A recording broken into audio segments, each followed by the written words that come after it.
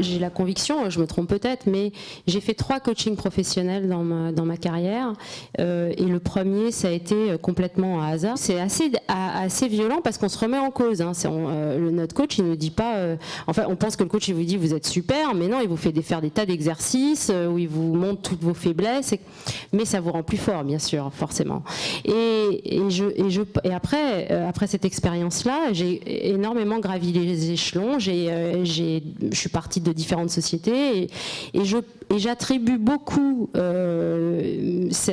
je suis arrivée aujourd'hui à ces coachings. Donc je pense que la formation peut justement nous aider à sortir de ce qu'on apprend, on est conditionné forcément par notre éducation, notre vie familiale, ce que nous a dit notre mère et notre père, et par l'école aussi, puisque même quand on fait, moi aussi j'ai fait une grande école, quand on fait les grandes écoles, c'est quand même pas pareil les hommes et les femmes, même si parfois on est bien meilleurs, mais on n'est pas traité pareil, c'est certain. Le coaching, c'est vraiment que avec soi-même, et alors là il n'y a plus d'idée homme-femme, plus du tout. C'est je veux ça.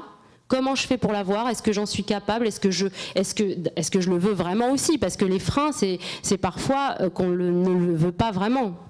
Donc... Je voulais bien réagir aussi sur le sujet.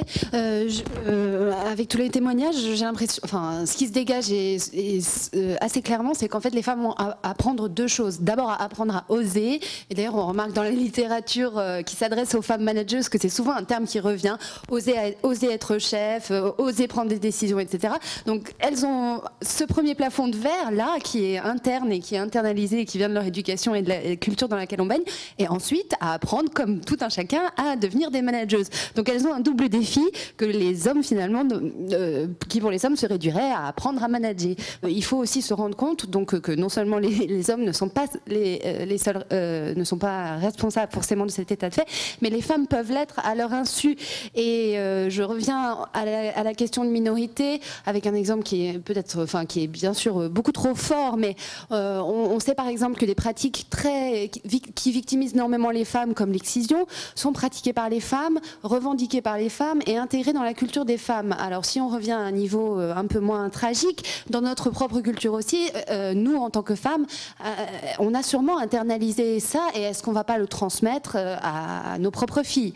Voilà, donc non seulement on a lutté contre les préjugés de la société, qu'entretient la société à l'égard des femmes, mais on a lutté contre ceux qu'on risque de transmettre, et puis à s'interroger voilà, sur notre rôle à cet égard.